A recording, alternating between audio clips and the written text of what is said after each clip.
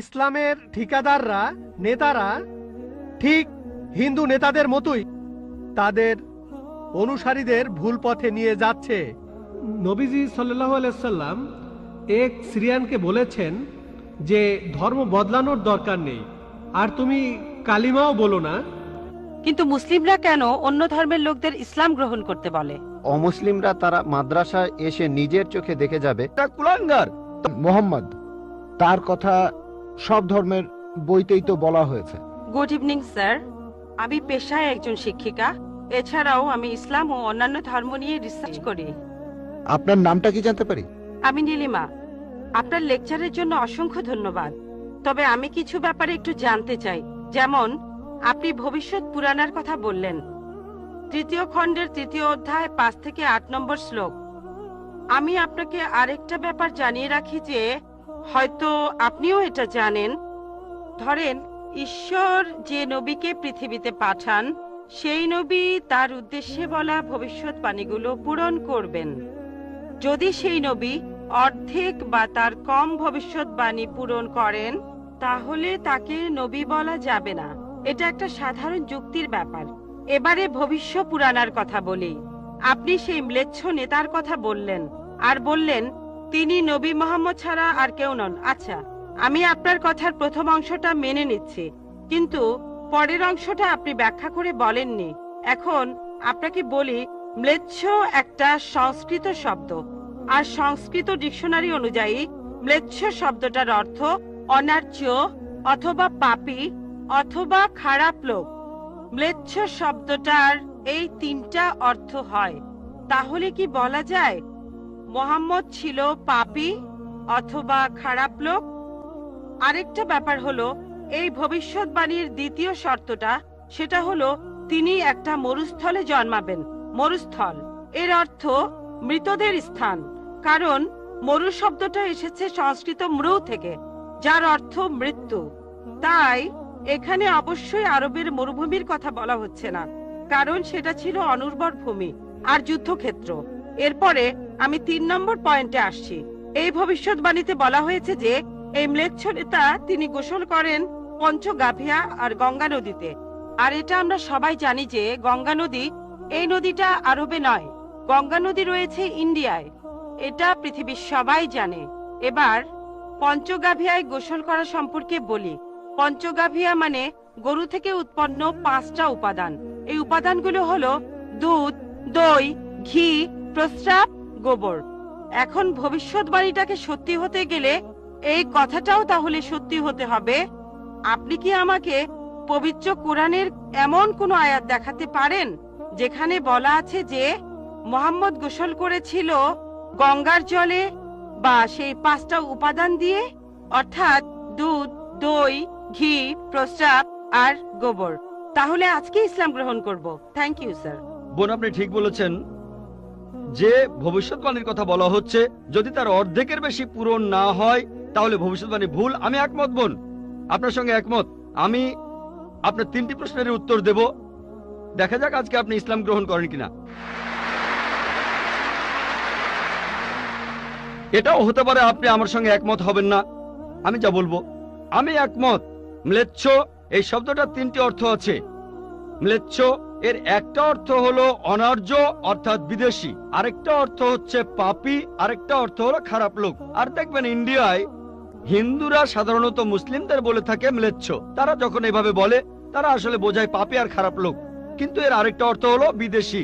যখন আমি লেকচারে কোনো ধর্মগ্রন্থ থেকে উদ্ধৃতি দেই, সেখানে একটা শব্দের যদি অনেক অর্থ হয়, ব্যাপারটা এমন না ধরেন শব্দটার 4টা অর্থ আছে, তার মধ্যে 3টা অর্থ এখানে খাটে না, মাত্র একটা ঠিক হলেও অর্থ সঠিক হতে পারে। যেমন ধরেন কোরআন বলছে তোমরা শূকর খেও না।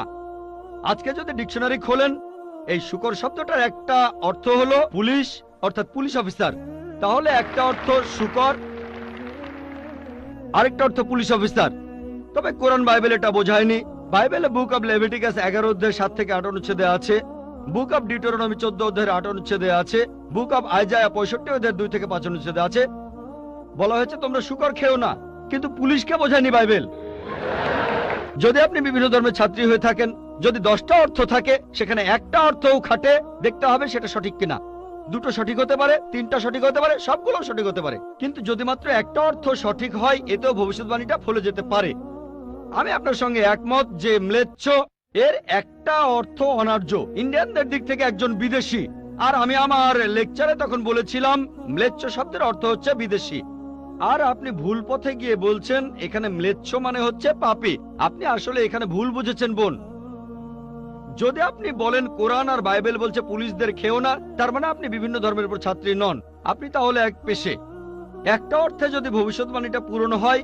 আরেকটা কথা, যদি সন্দেহ থাকে, আমি আরো 10টা পয়েন্টের কথা বলেছি, সবগুলোকে খণ্ডন করতে পারবেন না। আরেকটা বললেন মরুস্থল, এটার একটা অর্থ আমিও একমত, মৃতদের স্থান। তবে সংস্কৃতিতে মরুস্থল শব্দটার আরেকটা অর্থ হচ্ছে বালুময় স্থান। আপনি আজকে ডিকশনারি চেক করেন, সেখানে দেখবেন আমাদের ইসলামিক রিসার্চ ফাউন্ডেশনে এখানে সংস্কৃত ডিকশনারিও আছে। আমি বিভিন্ন ধর্মের উপর ছাত্র, এটা মানছি যে একটা অর্থ হচ্ছে মৃতদের স্থান, আরেকটা অর্থ হচ্ছে বালুময় স্থান, কিন্তু ভুল অর্থটা আপনি নিচ্ছেন কেন? তাহলে তো আপনি ভুল পথে চলে যাবেন। যদি পারমুটেশন আর কম্বিনেশন গুলো দেখেন, অন্য যে পয়েন্টগুলো বলেছি সেগুলো পুরোপুরি সঠিক। এখানে আপনাকে সঠিক উত্তরটা বেছে নিতে হবে। তাহলে মরুস্থল শব্দটার একটা অর্থ হলো বালুময় স্থান বা মরুভূমি। আপনার তৃতীয় প্রশ্নতে আসি, আপনি ইসলাম গ্রহণ করবেন ইনশাল্লাহ। তৃতীয় প্রশ্নটা, আমি যে ভবিষ্যৎবাণীটার কথা বলেছি যে নবী মুহাম্মদ সাল্লাল্লাহু আলাইহি সাল্লাম পঞ্চগর্ভে গোসল করেছিলেন গঙ্গা নদীতে, এখানে বুঝে নিতে হবে যখন আমরা বলছি যে হিন্দুদের রীতি অনুযায়ী যে কেউ পঞ্চগর্ভে বা গঙ্গায় গোসল করবে তার অর্থ বিশুদ্ধ হবে। একটা অর্থ শারীরিকভাবে গঙ্গায় ডুব দিলেন, আমারও মনে হয় না নবীজি ইন্ডিয়ায় এসে গঙ্গায় ডুব দিয়েছিলেন। আরেকটা অর্থ বিশুদ্ধ হওয়া, তখন ব্যাখ্যা করিনি কারণ লেকচারটাই অনেক লম্বা ছিল। এই টপিকটা নিয়ে আমি সারাদিন কথা বলতে পারি, আমি এখানে খুব বিস্তারিত বলিনি। আমি প্রত্যেকটা ভবিষ্যৎবাণী নিয়েই আরো কয়েক মিনিট বলতে পারি, সব মিলিয়ে ঘন্টাখানিক বলতে পারবো। এখানে পঞ্চগর্ভে গোসল করা মানে হচ্ছে বিশুদ্ধ হওয়া। এখানে প্রসঙ্গটা বুঝতে হবে, শারীরিকভাবে গোসল করার অর্থ এখানে বলা হয়নি। আর আপনি গঙ্গার পানিতে ডুব দিলেই বিশুদ্ধ হয়ে যাবেন এমন কোনো নিশ্চয়তা নেই, বিশুদ্ধ না হওয়ার সম্ভাবনাই বেশি। এটা হচ্ছে হিন্দুদের রীতি অনুযায়ী বলা। তাই এখানে ভবিষ্যৎবাণীটা বলছে যে নবী মুহাম্মদ সাল্লাল্লাহু আলাইহি সাল্লাম পঞ্চগর্ভে গোসল করেছিলেন। তার মানে এই না যে তিনি এখানে এসেছিলেন, মানে হলো আল্লাহ তাআলা তাকে বিশুদ্ধ করেছিলেন। আমরা বিশ্বাস করি যে আল্লাহ তাআলার সকল নবী, সকলেই হোক তিনি মুসা বা ঈসা আলাইহিস সালাম অথবা মুহাম্মদ সাল্লাল্লাহু আলাইহি সাল্লাম, তারা সকলেই ছিলেন মাসুম, তারা ছিলেন নিষ্পাপ, ছিলেন বিশুদ্ধ। তাহলে আল্লাহর সকল নবী, আল্লাহ যাদের পৃথিবীতে পাঠিয়েছিলেন, আমরা মানি যে তারা সকলেই নিষ্পাপ, সকলেই মাসুম, সকলেই বিশুদ্ধ। তাহলে আপনার উত্তরটাও পেলেন। আশা করি ইনশাআল্লাহ আপনি ইসলাম গ্রহণ করবেন বোন। আমার নাম প্রেম আদভানি, আমি নয়াদিল্লি থেকে এসেছি, রিটায়ার্ড চাকরিজীবী আর অমুসলিম। আমার প্রশ্নটা হলো, ইসলামের অতীত ইতিহাস খুবই গৌরবের, বর্তমানেও ইসলাম ধর্মের মাথা উঁচু করে থাকার কথা ছিল। আমার মনে হয় মুসলিমদের কাজকর্মের মধ্যে স্বচ্ছতা থাকা উচিত। অন্য সব মানুষকেও তাদের জানতে দেওয়া উচিত যে তারা কি কি কাজ করেছে বিভিন্ন মাদ্রাসা আর মসজিদ ইত্যাদি জায়গায়, যাতে করে মানুষজন জানতে পারে যে এসব জায়গায় কি হচ্ছে। তখন ব্যাপারটা অনেক স্বচ্ছ হবে, কেউ তখন আর ভুল বুঝবে না। ধন্যবাদ ভাই, খুব সুন্দর প্রশ্ন করেছেন। তবে আপনার উত্তর দেওয়ার আগে আগের বোন যে প্রশ্নগুলো করেছিলেন সে ব্যাপারে কিছু কথা বলি। তার 3টা প্রশ্ন, সেখানে আমার মেয়ে রুজদা নায়কের গানের কথাগুলো মনে পড়লো। শেষ গানটা যে don't talk to me about Mohammad সাল্লাল্লাহু আলাইহি সাল্লাম, আর কোঅর্ডিনেটর বলেছিলেন গানের কথাগুলো একটু মনোযোগ দিয়ে শুনবেন। আপনারা যদি কথাগুলো শুনে থাকেন, এটা নবীজি সাল্লাল্লাহু আলাইহি সাল্লামের একটা সিরাত যে একদিন মুহাম্মদ সাল্লাল্লাহু আলাইহি সাল্লাম হেঁটে যাচ্ছিলেন, তখন এক পথচারীর সঙ্গে তার দেখা হলো। সে নবীজির বিরুদ্ধে কথা বলতে লাগলো, ও এই নবী মোহাম্মদ খুবই খারাপ লোক, তার সঙ্গে কথা বলো না। সে কিন্তু মুহাম্মদ সাল্লাল্লাহু আলাইহি সাল্লামের সঙ্গে কথা বলছে, সে জানে না। ওই লোকটাই মুহাম্মদ সাল্লাল্লাহু আলাইহি সাল্লাম। সে নবীজির কাছে বলল, পথে হাঁটতে হাঁটতে, নবী মোহাম্মদ খুবই খারাপ লোক, তার কথা শুনো না, তার কথা শুনলে বিপর্যয় হয়ে যাবে, সবার জন্য খারাপ হবে, ইত্যাদি ইত্যাদি। গানটাতে এই কথাগুলো বলা হয়েছিল।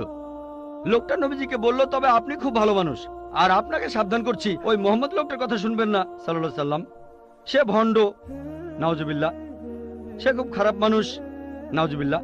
এরকম আরো অনেক কথা। তবে নবীজিকে বলল, আপনি খুব ভালো মানুষ, আপনি দয়ালু, আপনি পরোপকারী, আপনার নামটা জানতে পারি? নাম শুনে বলল, কি? আপনি কি বললেন? আমি কি ঠিক শুনছি? আপনার নাম মোহাম্মদ সাল্লাল্লাহু আলাইহি সাল্লাম? তখন সে বলল, আশহাদু আল্লা ইলাহা ইল্লাল্লাহ ওয়া আশহাদু আন্না মুহাম্মাদুর রাসূলুল্লাহ।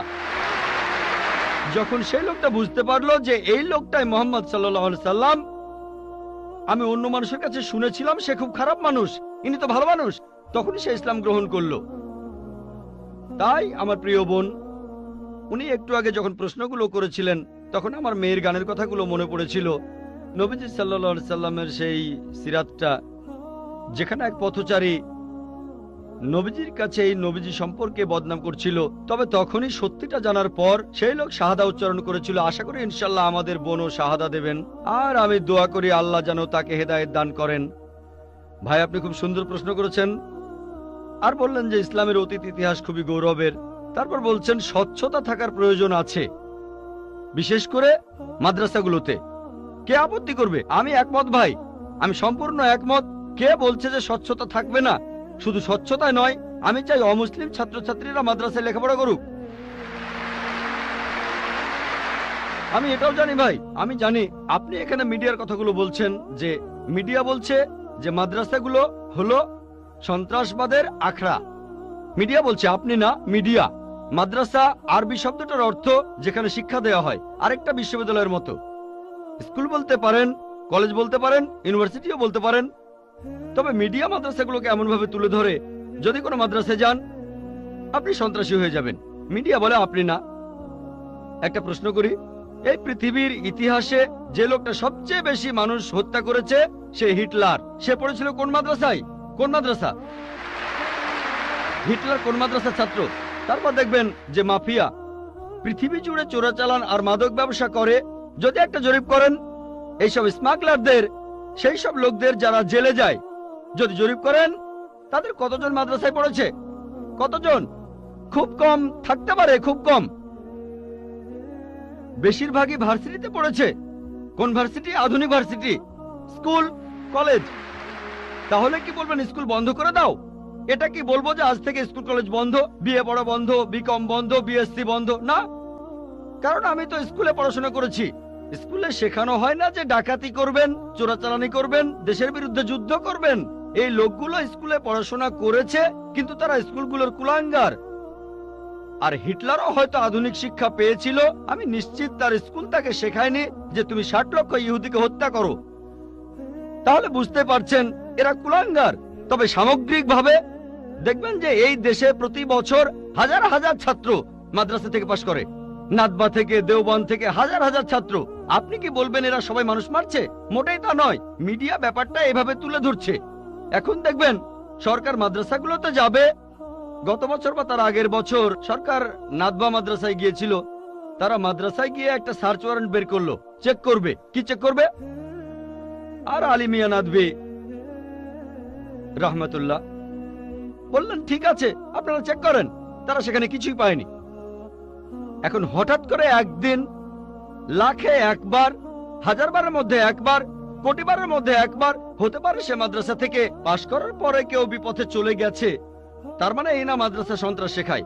বরং দেখবেন যে সেই সব লোক যারা স্কুল থেকে পাশ করার পরে আধুনিক শিক্ষা ব্যবস্থায় কলেজে পড়ে, ইউনিভার্সিটিতে পড়ে, যেখান থেকে সার্টিফিকেট পায় বিএ, বিকম, ইঞ্জিনিয়ার, ডাক্তার, এরাই তুলনামূলকভাবে বেশি অন্যায় অপরাধ করে থাকে।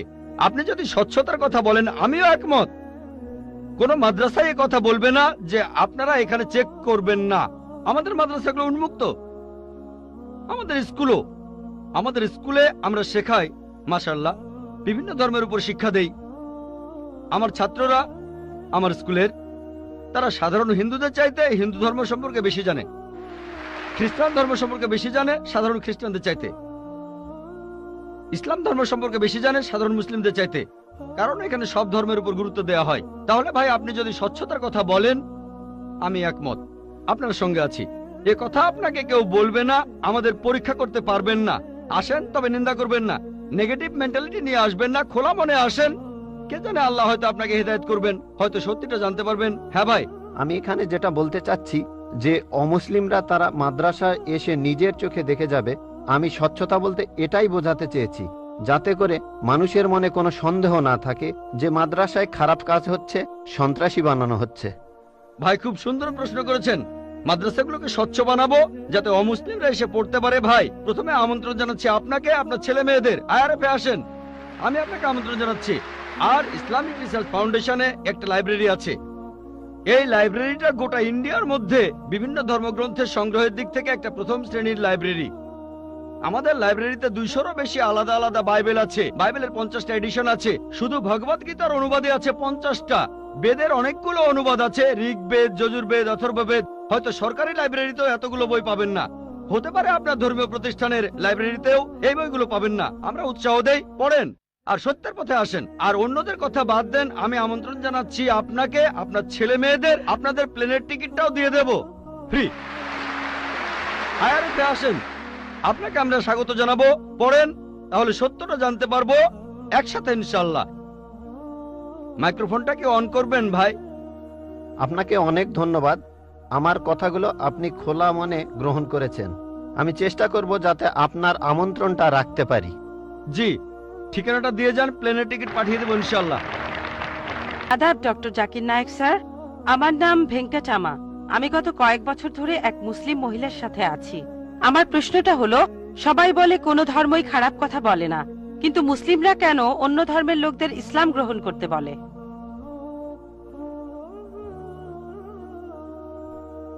বোন, আপনি বললেন যে আপনি একটা মুসলিম পরিবারের সঙ্গে থাকেন অনেক বছর ধরে।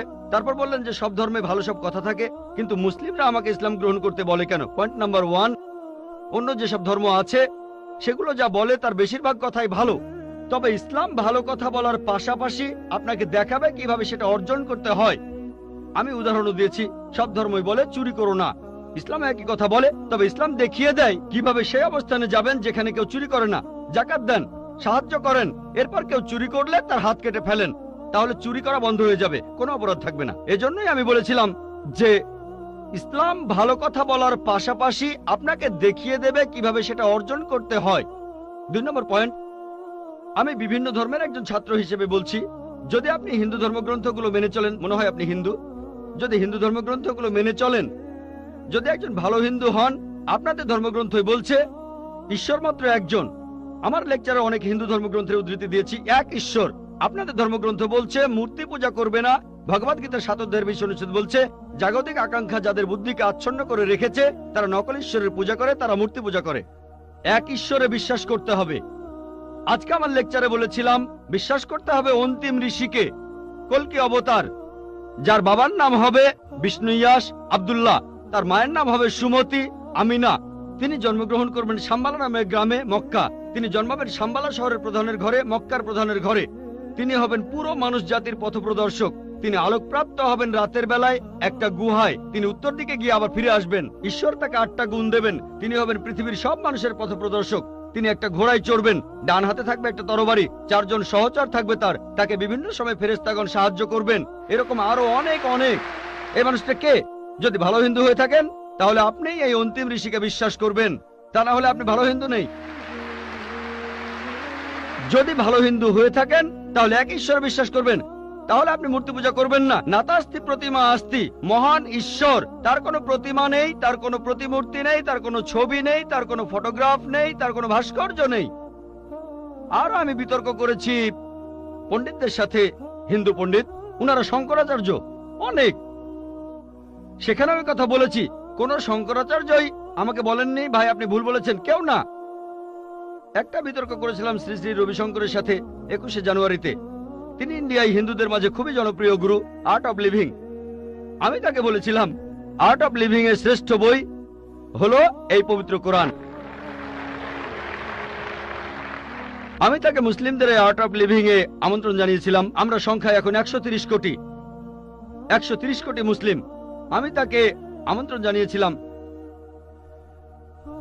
যদি তিনি ধর্মগ্রন্থগুলো মানেন, তিনি বেদের উপরে একজন বিশেষজ্ঞ, তাকে এটা মানতেই হবে। একইভাবে বোন, আপনাকে বুঝতে হবে অন্য সব ধর্মগ্রন্থগুলো হয়তো আল্লাহর বাণী আপনি বলছেন, সময় বদলানোর সাথে সাথে সেগুলোও কিন্তু বদলে গেছে। স্বামী বিবেকানন্দ বলেছেন বেদের 99%ই হারিয়ে গেছে, বাকি যে 1% আছে সেটা আমাদের কঠোরভাবে মানতে হবে। কঠোরভাবে মানে অন্তিম ঋষিকেও মানতে হবে। তাহলে কঠোরভাবে মানলে আপনি মুহাম্মদ সাল্লাল্লাহু আলাইহি ওয়াসাল্লামকেও মানবেন, আপনি কোরআনকেও মানবেন। আর আমি আপনাকে এখানে আমন্ত্রণ জানাচ্ছি এই শান্তির ধর্মে আমন্ত্রণ জানাচ্ছি, যাতে করে আপনি আল্লাহর কাছাকাছি আসতে পারেন।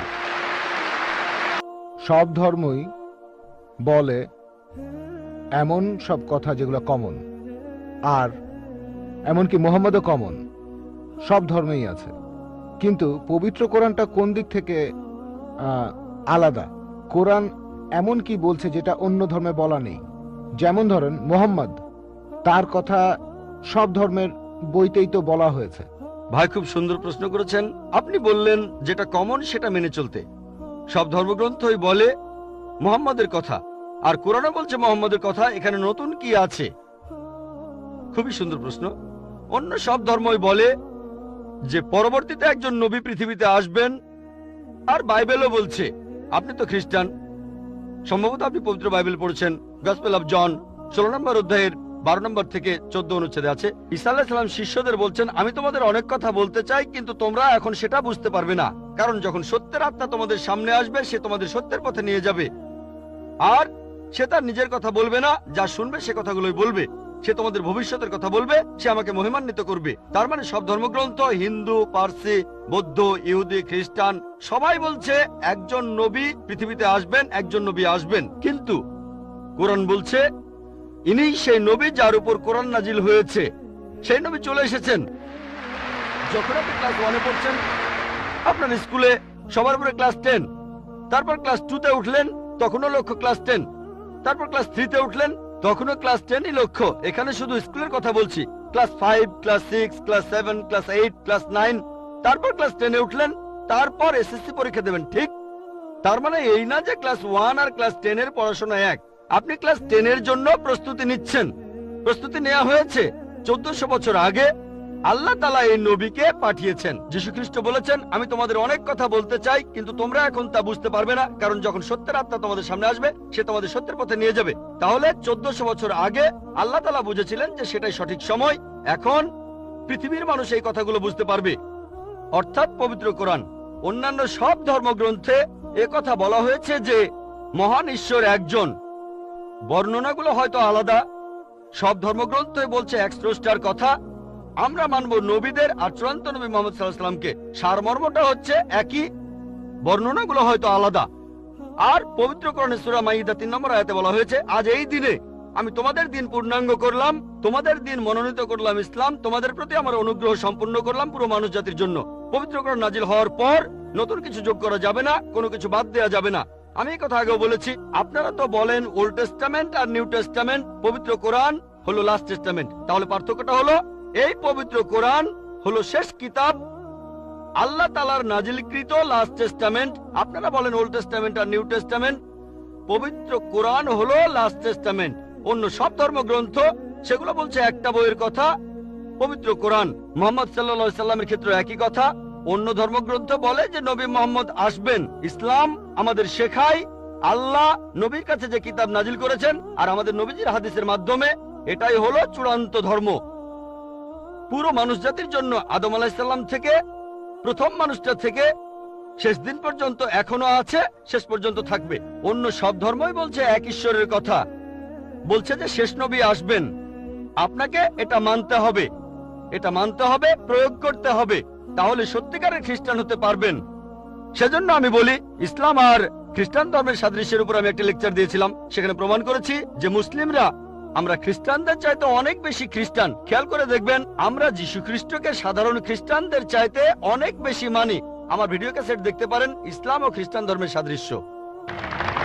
স্যার, আমার নাম এল রবিশঙ্কর শ্রীধর। আমি বর্তমানে বিইডি কলেজের প্রিন্সিপাল হিসেবে আছি। আমি অন্য ধর্মগ্রন্থগুলো পড়েছি, যেমন বাইবেল, কোরআন, হাদিস ইত্যাদি। এছাড়াও আমি মুসলমানদের নামাজ পড়ার নিয়মও শিখেছি। স্যার, একটা হাদিস বলা আছে, নবীজি সাল্লাল্লাহু আলাইহি সাল্লাম এক সিরিয়ানকে বলেছেন যে ধর্ম বদলানোর দরকার নেই, আর তুমি কালিমাও বলো না, তখন প্রয়োজন ছিল। তবে এখন দেখি যে পৃথিবী অনেক বদলে গেছে, আমাদের সামাজিক অবস্থান বদলেছে, এছাড়া আমাদের সমাজও বদলেছে।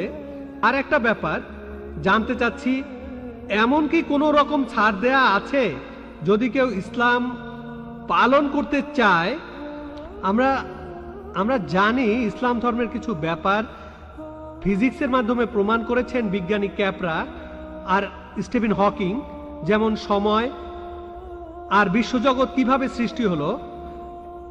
এখন আনাল হক, আমি খোদা, এই টাইপের ধারণার কোনো স্থান আছে?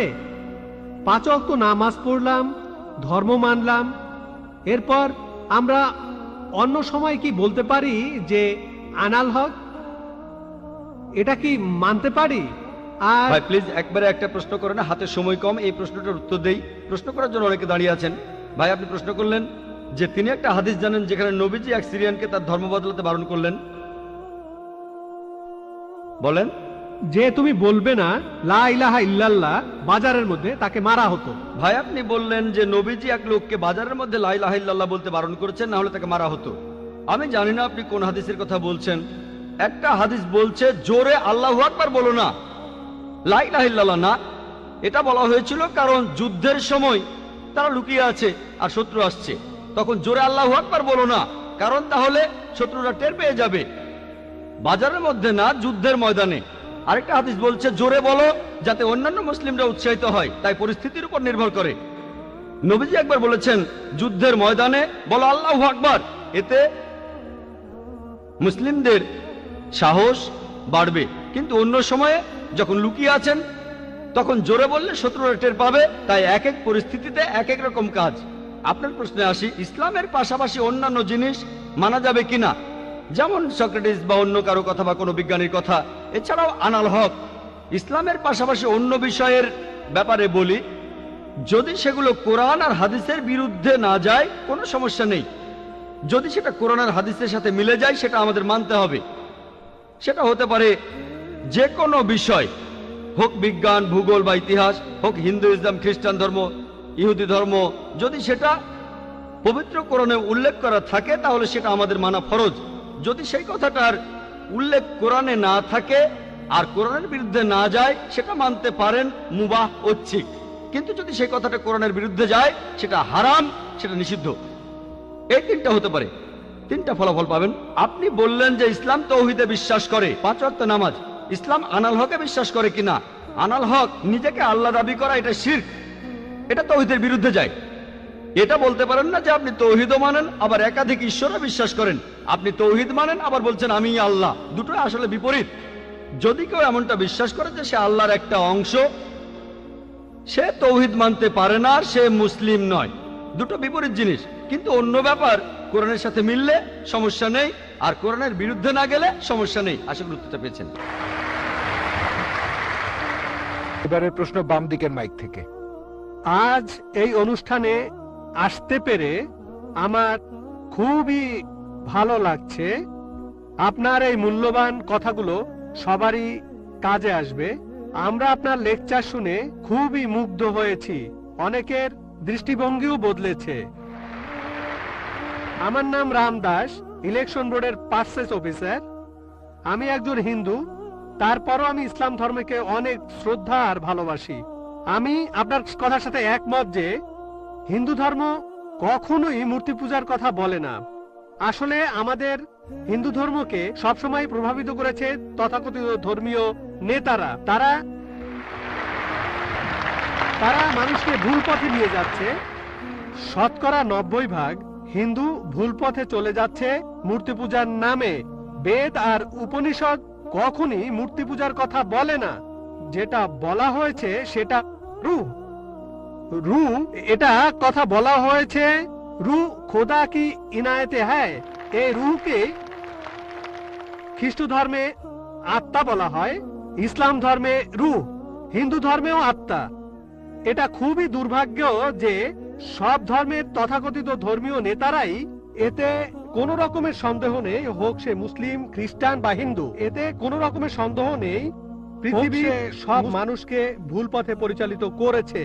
আপনার কাছে আমার প্রশ্ন, আপনি একজন যথেষ্ট জ্ঞানী মানুষ। আমার আগে এক ভদ্রলোক প্রশ্ন করেছিলেন, তিনি ঠিকই বলেছিলেন ইসলামের অতীত খুব গৌরবের, তবে বর্তমান সময়ে পৃথিবীতে ইসলাম সবার জন্য একটা হাসির খোরাকে পরিণত হয়েছে। এর কারণ হলো ইসলামের ঠিকাদাররা, নেতারা ঠিক হিন্দু নেতাদের মতোই তাদের অনুসারীদের ভুল পথে নিয়ে যাচ্ছে, ভুল জিনিস শিখাচ্ছে। কোনো হিন্দু ভাই যদি কোনো মুসলিমকে রক্ত দেয় সে হয়তো বেঁচে যাবে, যদি কোনো হিন্দু কোনো একজন মুসলিমকে রক্ত দেয় তাহলে তার জীবন বাঁচলো। এখানে এটা কি হতে পারে? যেহেতু হিন্দু রক্ত নিয়েছে তাই সে হিন্দু হয়ে যাবে? এটা আমার প্রথম প্রশ্ন। প্লিজ আরেকটু সময় দিন, আমার আরেকটা প্রশ্ন আছে। এখানে ধরেন যার জীবন বাঁচলো সে তো দোয়া করবে, আসো বাবা আসো, আমার জীবন বাঁচিয়েছো।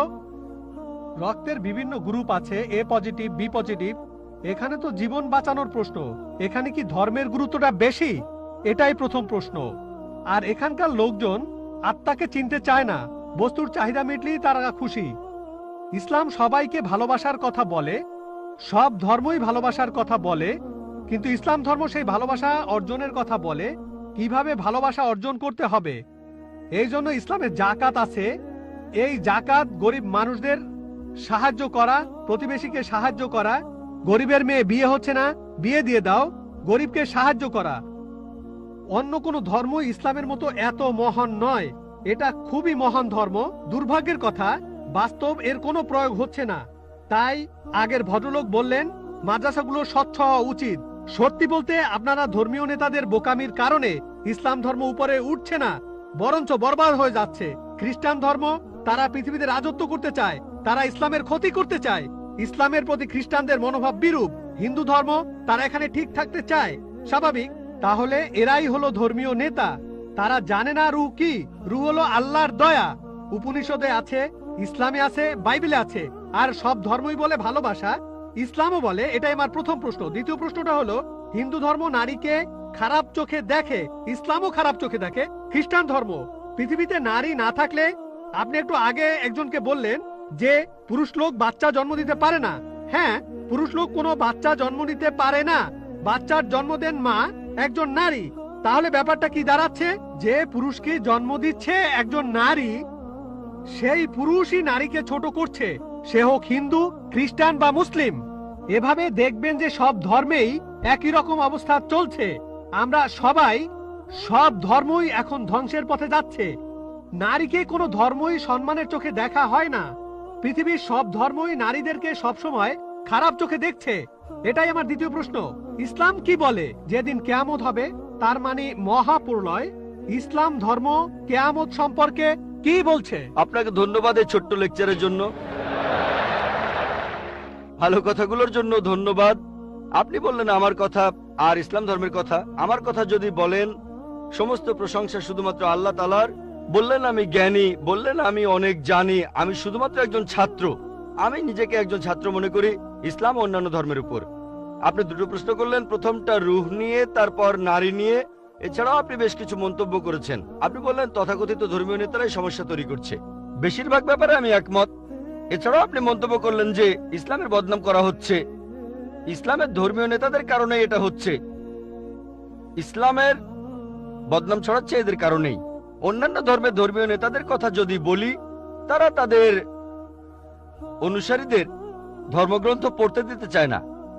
এখন আমি যদি ইসলামের কথা বলি সামগ্রিকভাবে, আমি ইসলামের ধর্মীয় নেতাদের উপরে দোষ চাপাবো না, তারা দোষী নয়।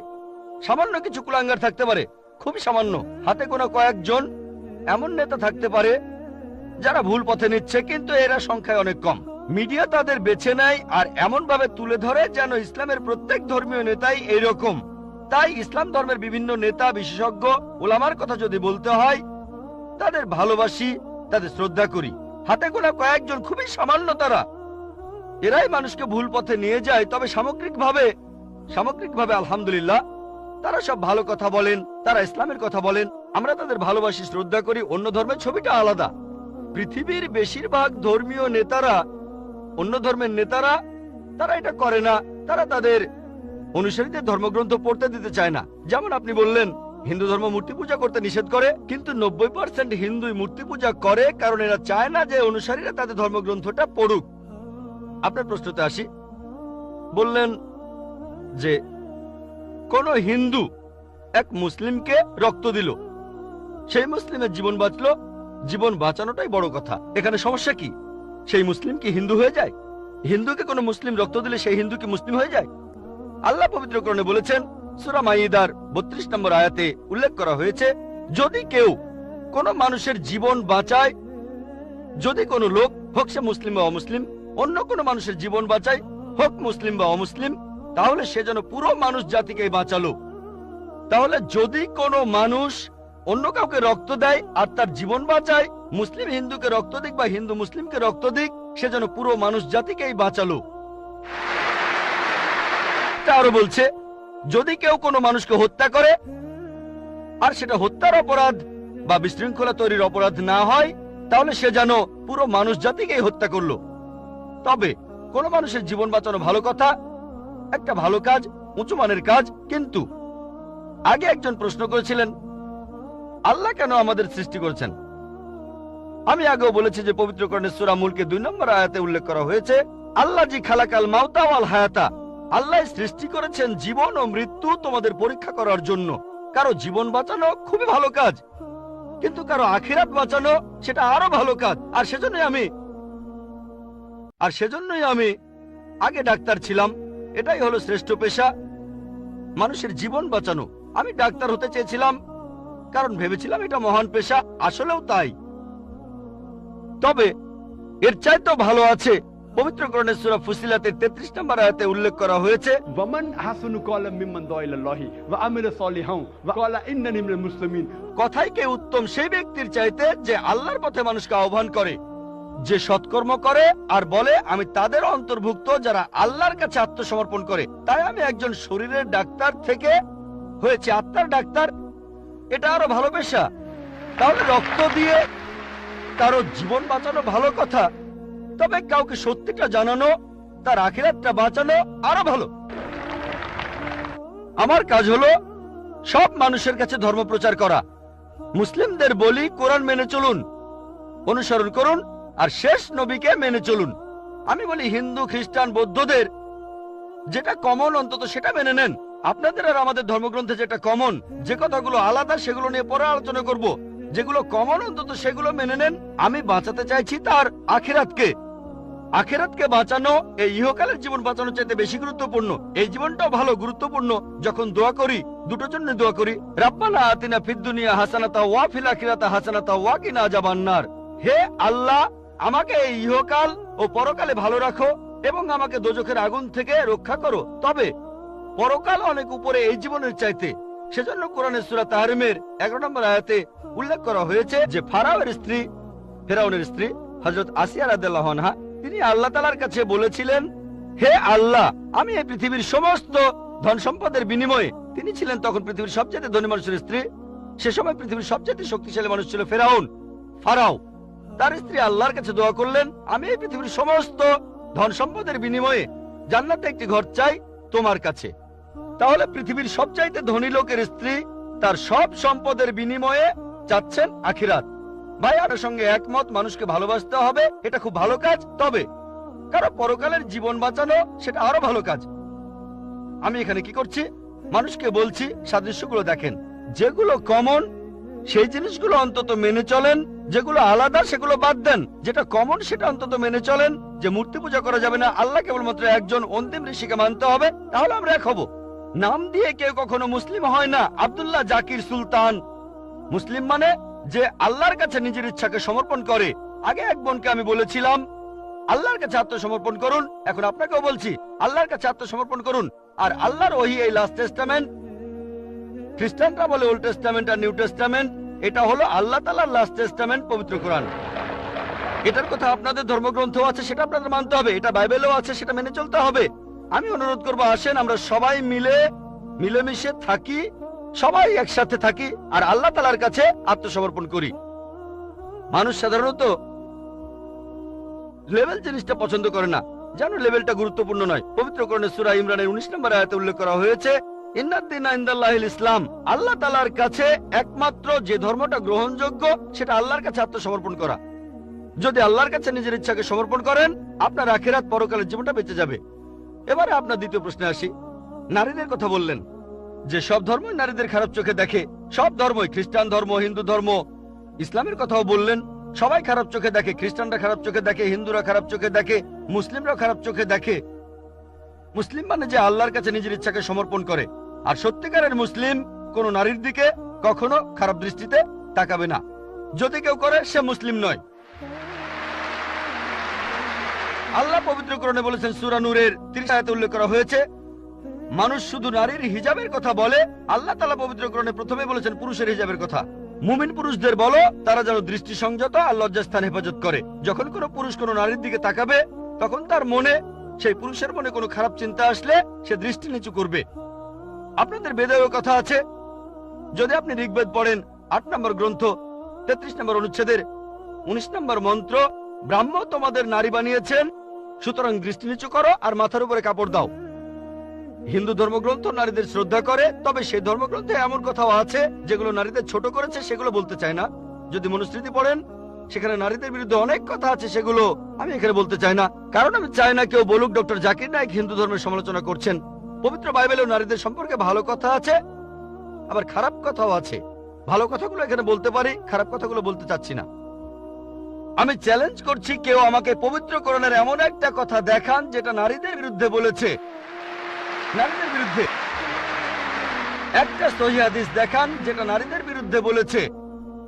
হ্যাঁ, প্রত্যেক সম্প্রদায়ে কিছু কুলাঙ্গার দেখতে পাবেন। এমন কিছু মুসলিম হয়তো আছে যারা শুধু নামেই মুসলিম। তারা মেয়েদের দিকে তাকাতে পারে, মেয়েদের উত্ত্যক্ত করতে পারে, তবে তারা সত্যিকারের মুসলিম নয়। আপনি বললেন যে ইসলাম আর মুসলিমরা মেয়েদের খারাপ চোখে দেখে। যদি এই কথাটা বলে থাকেন, ভুল বলেছেন। যদি হিন্দু ধর্মগ্রন্থের সেই কথাগুলোর উদ্ধৃতি দিয়ে বলেন যে হিন্দু ধর্ম নারীদের বিরুদ্ধে কথা বলে, আমি বিভিন্ন ধর্মের উপর একজন ছাত্র হিসেবে কথাটা মেনে নেব যে হ্যাঁ, আপনি মনুস্মৃতির সেই অনুচ্ছেদগুলোর কথা বলছেন যেগুলো নারীদের বিরুদ্ধে বলে। যদি বাইবেলে নারীদের বিরুদ্ধে বলা কথাগুলোর উদ্ধৃতি দেন, হ্যাঁ, সেগুলো তো বাইবেলে লেখা আছে, তবে আমি চ্যালেঞ্জ করছি, পবিত্র কোরআনে এমন মাত্র একটা আয়াত দেখান যেখানে নারীদের বিরুদ্ধে কথা বলে। এমন মাত্র একটা সহিহ হাদিস দেখান, আমাদের নবীজি সাল্লাল্লাহু আলাইহি ওয়াসাল্লামের মাত্র একটা কথা দেখান যেটা নারীদের বিরুদ্ধে বলেছে। সত্যি বলতে, মুহাম্মদ সাল্লাল্লাহু আলাইহি ওয়াসাল্লাম হলেন পৃথিবীর প্রথম মানুষ যিনি নারীদের উপরে তুলেছেন আর তাদের সমান অধিকার দিয়েছেন। আমি একটা লেকচার দিয়েছিলাম ইসলামে নারীর অধিকার, এছাড়াও আরেকটা লেকচার ইসলাম এবং অন্যান্য ধর্মের নারীর অধিকার, আমি সেখানে দেখিয়েছি। তাই আপনি যখন বললেন ইসলাম নারীদের অসম্মান করে, কথাটা ঠিক নয়। তবে আমি ইসলাম সম্পর্কে এ কথা বলিনি। ইসলাম সবসময় নারীদেরকে মর্যাদা দিয়েছে। মুসলিমরা এই কাজটা করেছে, যে তারা মুসলিমরা এই কাজ করছে। আর হিন্দু বা খ্রিস্টান এরাও নারীদের ছোট চোখে দেখে। ইসলাম কখনো এটা করে না। ধন্যবাদ আপনাকে, অনেক ধন্যবাদ ভাই, আপনাকে অনেক ধন্যবাদ। আমি একথাই বলেছি। তবে মুসলিমরা দুর্ভাগ্যজনকভাবে ইসলামের অনুসারীরা এই জিনিসটা প্রয়োগ করে না। হ্যাঁ ভাই, আমি আপনার সঙ্গে একমত। আমি বলেছিলাম কিছু লোক এমন, এখন ধরেন মার্সিডিজ গাড়ি কত ভালো এটা জানার জন্য যদি ড্রাইভারের সিটে কোনো আনাড়ি লোককে বসান আর সেই ড্রাইভার যদি গাড়িটা অ্যাক্সিডেন্ট করে, কাকে দোষ দেবেন? গাড়ি না ড্রাইভারকে? ড্রাইভারকে দোষ দেবেন। মার্সিডিজ গাড়ি কত ভালো এটা জানতে যদি চান, চেক করেন সেখানে কি কি আছে, এভারেজ স্পিড কেমন, পিকআপটা কেমন, গিয়ার রেশিও কেমন, নিরাপত্তা ব্যবস্থাগুলো কি কি। তাহলে ইসলামকে বিচার করতে চাইলে পবিত্র কোরআন আর সহিহ হাদিস পড়েন। মুসলিমদের দেখবেন না। যদি গাড়িকে পরীক্ষা করতে চান, তাহলে আপনি ড্রাইভারের সিটে পাকা ড্রাইভারকে বসান। শ্রেষ্ঠ মুসলিমের দৃষ্টান্ত নবীজি সাল্লাল্লাহু আলাইহি ওয়াসাল্লাম। খ্রিস্টান ধর্মে পবিত্র বাইবেলে আছে, বুক অব জেনেসিস 3 অধ্যায়ের 16 অনুচ্ছেদে মহান ঈশ্বর বলেছেন, তোমরা নারী, তোমরা খুব যন্ত্রণা পেয়ে সন্তানের জন্ম দেবে। এটা নারীদের প্রতি ঈশ্বরের অভিশাপ, গর্ভধারণ নারীদের জন্য শাস্তি।